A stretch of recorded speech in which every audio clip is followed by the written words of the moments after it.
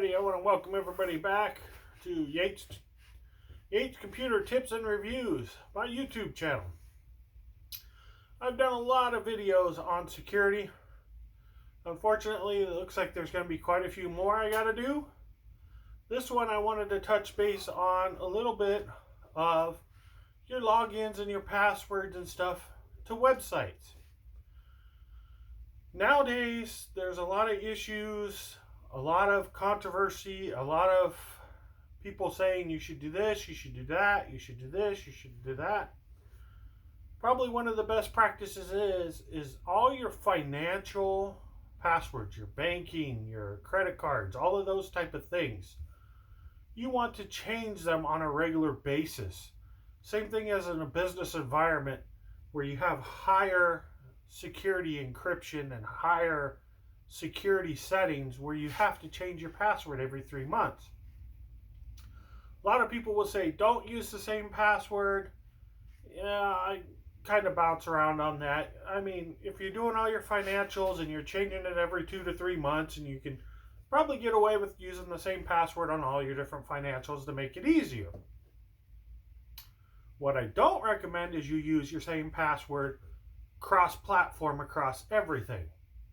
So, like your streaming accounts, your Facebook, your other things that you have, those definitely need to be a different password than your financials and other things. Things like Facebook and stuff where you may end up linking that account to other accounts or other groups and other things. You may want to have a completely different password for your social media. There's more of a groupings of how you would want to associate your password. Of course, you don't want to use a password on your financials and change it in 6 months and use that password that you used on your Facebook or somewhere else. You definitely want to keep those passwords completely different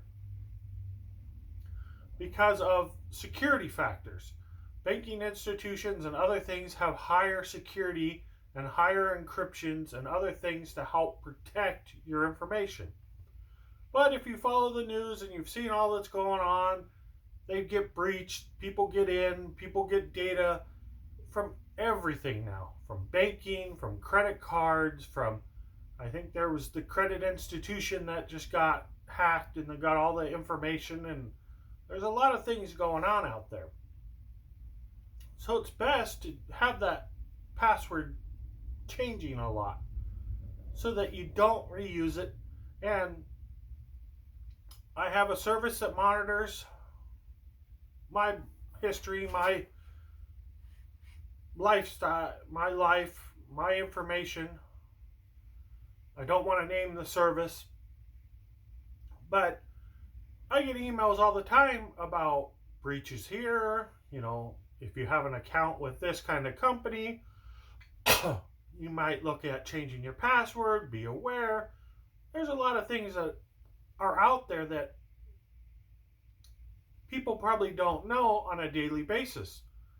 There's a lot of information I did not know unless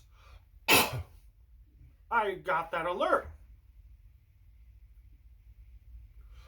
Dang, dust. Hotels, they've been breached. Casinos have been breached. Their player tracking accounting. There was a huge incident that came up. It's been a while now, but I got it on that service that notified me to be aware. Oh, okay, that's kind of interesting, but it's kind of a scary thing nowadays. But, if you've been around computers for 10 years, 15 years, 20 years, I've been around them for a long time, and, what best practice was really is the only real best practice that is not. There's so many changes that have happened that the old best practice really is bad practice. having a long, secure password is always best. Having, a capital, a number, a symbol in your password is always a good idea. Is always pretty much best practice nowadays. But as of when you should change your password, you know, how many passwords should you use? Now everybody's saying, well, you should have a separate password for every single website, everything you log into. Well, you know what? That's pretty hard to do. That's really hard to do, hard to maintain. Plus, now, one of the issues you have is certain browsers will keep your usernames and logins and all of that stuff, so it makes it easier for you to log in. Well, that's nice, but now the reason for you to have a password for every site and a different login for every site, username and password different, is so people can't get in. People can't know what your username and password is. Now, if someone breaches your computer because you don't have proper security on it, firewall, virus scan, all of those things, you're opening emails you shouldn't be, infecting your computer with viruses and Trojan horses and all of these other things, go back to all those other videos that touch about all these items I brought up, that now it's pointless. You have a username and a password that's identified completely different on every site, but someone could get into your computer, pull that save log of all your usernames and passwords, because you have an admin account that has no password on it, where they can just log in and look and see what you have saved, or you have the same password as your user account, or your main user account is the admin instead of having a separate admin account. That's why I mentioned that on the other video. Go watch the other video. There's a lot of things. That's why I have so many videos. Go back, watch all of those security things, because now I'm getting to the point where I'm going to start my security 102. That is basically what I'm talking about right now. Every single one of those things I brought up, all interconnect, all interchange, all intertwine, and they're important.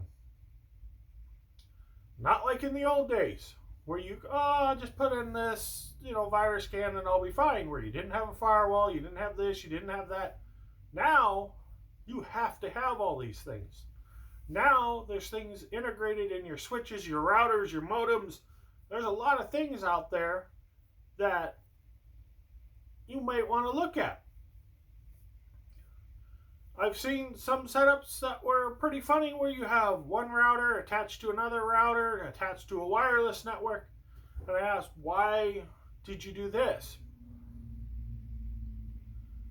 And most people would be kind of baffled by it, but it kind of really did surprise me when I got some of the answers. Well, I got this router because it has an integrated firewall. Well, okay. Then why do you... Well, because this one has security features in it for anti-mail, anti-this, anti-that, and I can't find one that has both. Well, okay, that's kind of interesting. That would make sense. Well, then you have your standard one that has your standard, packet data disruptions and all this other type of stuff. That maybe these three devices you have daisy chained one after another, connected one after another, might all work together to do a great security feature. So you don't have to load it in every computer, every laptop, every tablet. You have that. But that's a hardware solution. You may want that software solution still in every tablet, every laptop. You can do that. It's best practice to do it. So this is where you get into your password security now. So now you're using your browser that's saving all your passwords. That's your most vulnerable point. The other thing they used to say a lot, I'm hoping a lot of people stop doing this, is they write down their username and password. And they'll like right next to their computer, or they'll put it somewhere.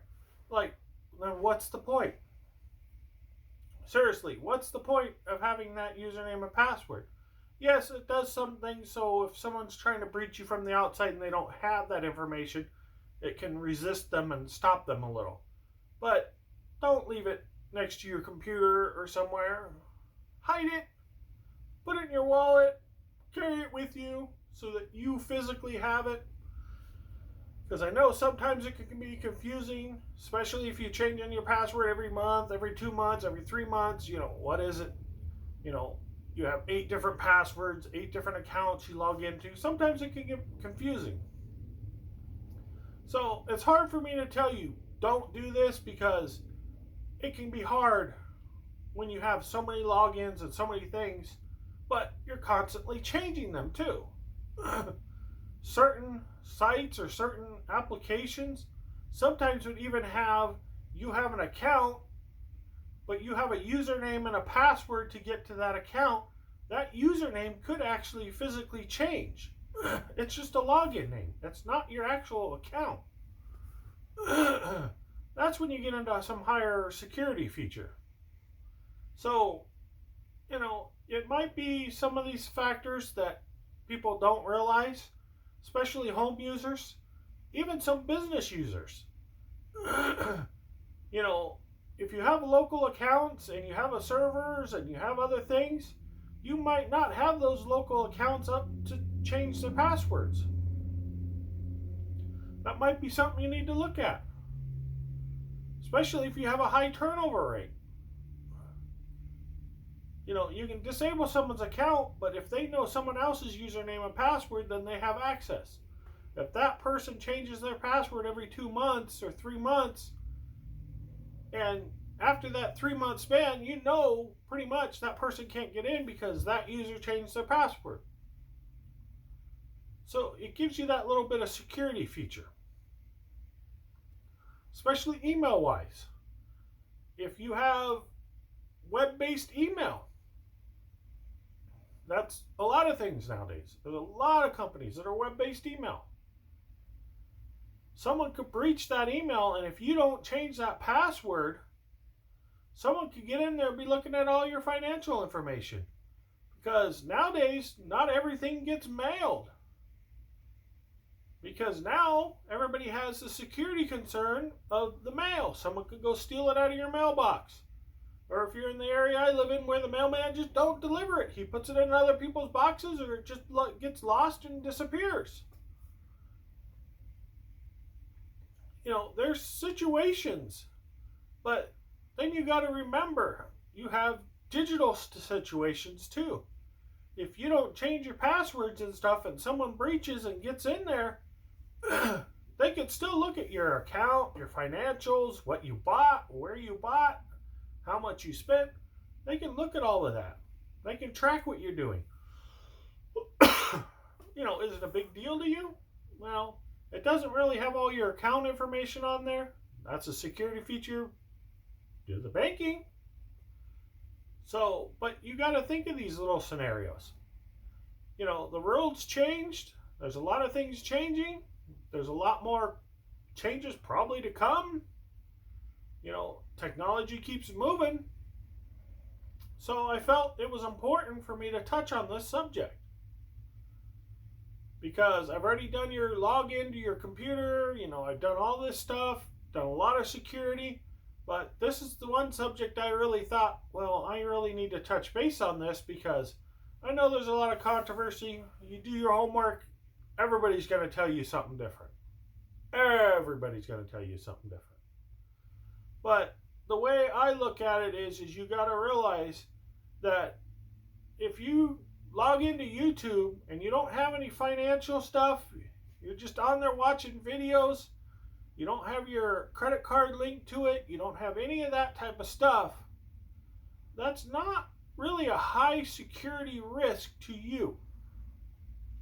It is because you put your address, you put your name, you put all this stuff in your account that someone can look at. You got to remember that part. You have that identity theft issue because you have a lot of information on there. So I would recommend you change your password. How often? I don't know. I can't really give a recommendation on that. I would do it as much as you could. If you want to do a 3-month across the board, but the key part is you want to keep your passwords between your financials and your non-financials completely separate. I would never use a non-financial password on a financial account. That's one of the key things that I would bring up, because it's funny, because the software, the company I have that monitors my stuff will send me stuff like, oh, I see your name and this account from this company with this account name with this partial password. And I'm looking at it going, did I ever have this account? What password is it? This don't look familiar to me. This might have been something that I signed up for that was some kind of trial, or go log in and see this or that. And I just came up with some weird, bizarre password for it that I didn't like the account. Maybe I closed the account later, but that stuff's still in their server. And I'm thinking back like, gee, how old is this? How old of information is this? It could be 10, 20, 30 years old for all I know. But I cannot recall that password that it's showing me. So that's why I'm trying to explain, don't use those passwords on your financial. Because if it gets out there and people find it, you don't want to have that possible breach where you're using a password over here and then you're using it over here, because your financials are what you really want to keep secure. You really want to keep everything really secure, but you got to be careful of certain things. One of the key things is trying not to link your accounts to anything. That's really one of the big issues. Keeping the privacy private. Not sharing everything you can share, because people see this information. People will know how to take advantage of these things. There are a lot of people out there that are very clever and know how to do some things that are very misleading and deceptive that might affect you. That's why I mentioned in some of my other videos is some of the consequences you can get into legal stuff. There's all kinds of, identity theft and all kinds of other things that could come out of these things. So this is why I'm doing this video, is to try to inform people that, be careful. There's still a lot of risks out there, and it's getting worse. It's getting a lot worse. I have a video on all these frauds and scammers and all this craziness out there. This is part of it, is you get these people that come and try to get the remote into your computer and all this stuff. When they remote in, they have access. They steal your passwords. They steal all of this stuff. So you got to make sure you're knowledgeable enough and you understand what's going on, and you change these things so that it doesn't burn you later. So I think that's what I'm going to go through on this. I hope I covered it enough that, with all the other videos I have, that I don't have to go too much into depth, because this is just trying to make sure that you understand your login passwords to your websites.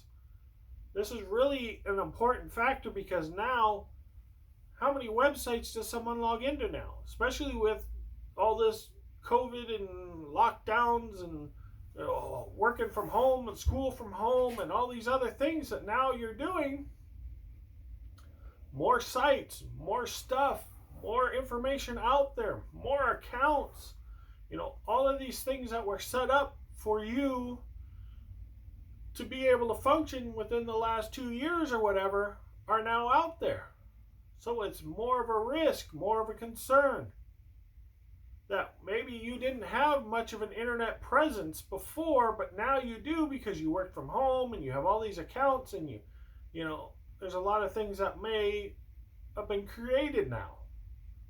So I wanted to touch base on this, especially people, elderly people, and other things that, you know, couldn't see your relatives, so you were on Zoom, you were on this, you're on that, you know, so you can meet, talk, whatever, watch YouTube, whatever you wanted to do, signed up for all these accounts, you know, are they secure? Are they breached? Has anybody got your information? These are some of the factors.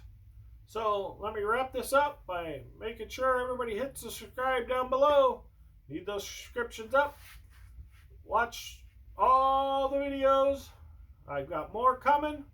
And thank you so much.